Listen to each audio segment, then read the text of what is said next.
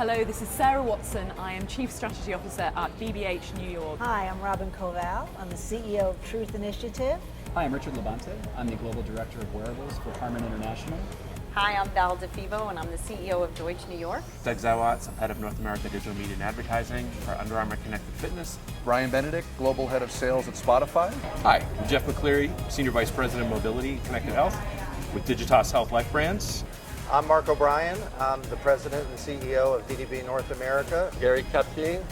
I'm from Sapient Nitro. Steven Rosenblatt, Chief Revenue Officer with Foursquare. And I'm here at Adweek with the ARF. Send us off in style with a few predictions. Virtual reality is coming down the line. And we've been really, obviously PlayStation's a client of ours, it's something that we're peering into a lot.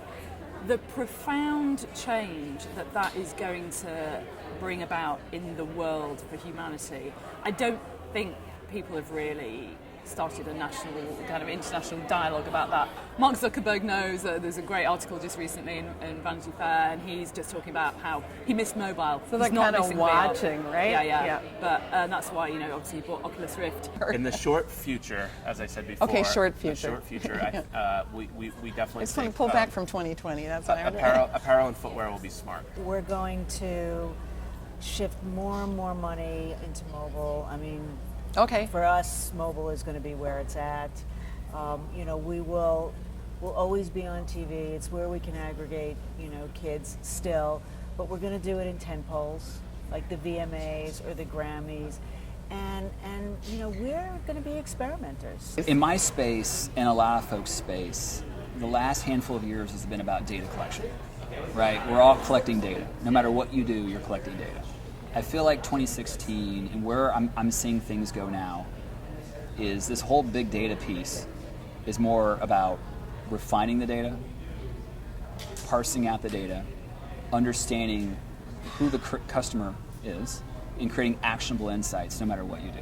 What I hope we see is a bigger embrace of the things that we're playing with now. So whether it's virtual reality or augmented reality or user experience, is that experimentation? Is it investment? Is it what are the next? I feel like we are experimenting, and I feel like we are developing things, and I feel like we have products.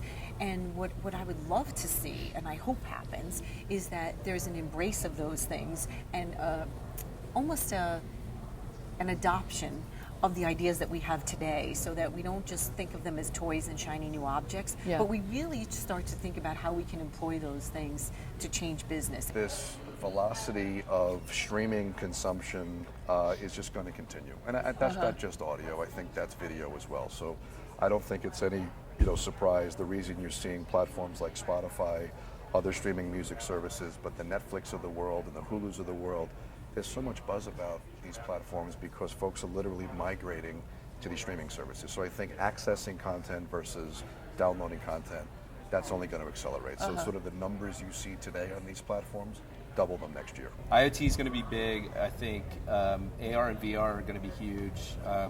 Oculus is coming out with a sub $100 viewer before Thanksgiving. So I think that's going to be huge. So you're referring to augmented reality? Augmented reality, virtual reality. Those watching at home. Yes. I just found out you can go onto YouTube and they have virtual reality videos on there that you can now engage with.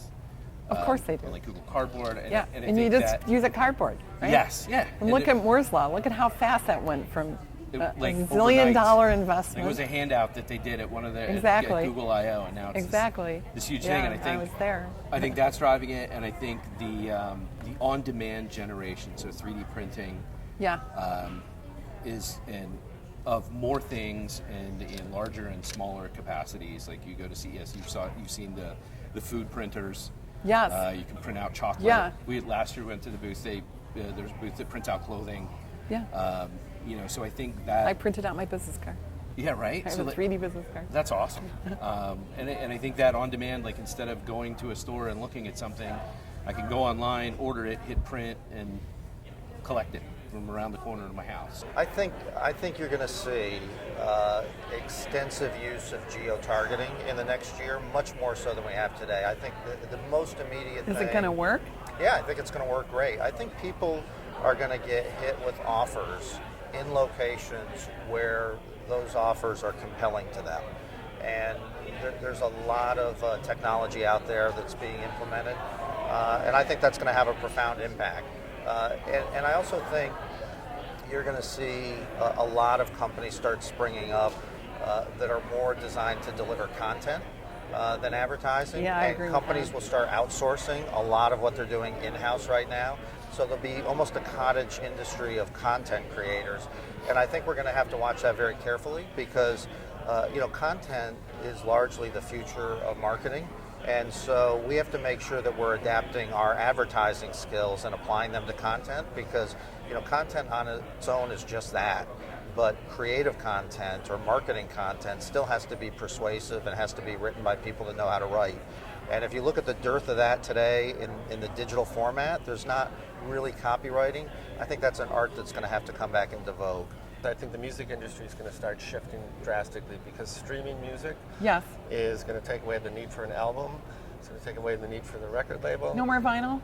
Well, yeah, we can have our vinyl, but an artist doesn't need to make a whole album to get out there. If they have a great song on their mind, they want to release it, they can do it like that. And so that old model is going to change, and streaming changes how music gets heard. So artists, I think, are going to be independent brands without attachment to labels, and the brands like Target or Coca-Cola are going to have to find ways to interact with them. And I think there's going to be a big transition. That's a huge shift. And I think It's a that's completely different a shift business that model. needs to happen in the industry, and it'll give the artists more power. And the labels a lot of power too, because they can go back to doing what they do best, and that's find talent. It's chaos right now. 2016, I think, will be more chaos. Interesting. Somebody said yesterday it's going to get worse before it gets better. In the measurement industry, they were relating to. I think in the marketing and measurement industry, I think 2016 is a year of real fundamental change because everyone's now woken up and realized I don't have a choice anymore. I can't keep kicking the can down the road. And you can't fire your new agency you just hired. Yeah, exactly. Right? Like we're running out of a few. Yeah, there's be no one left. And I can tell you, I've spoken to a lot of agency heads over the last couple of days, and it's a tough environment. I know right it now. is. I it's agree. real tough. So I do think marketers, though, I think marketers are going to also by the end of next year start to realize that they need to start paying for services and skills and technology.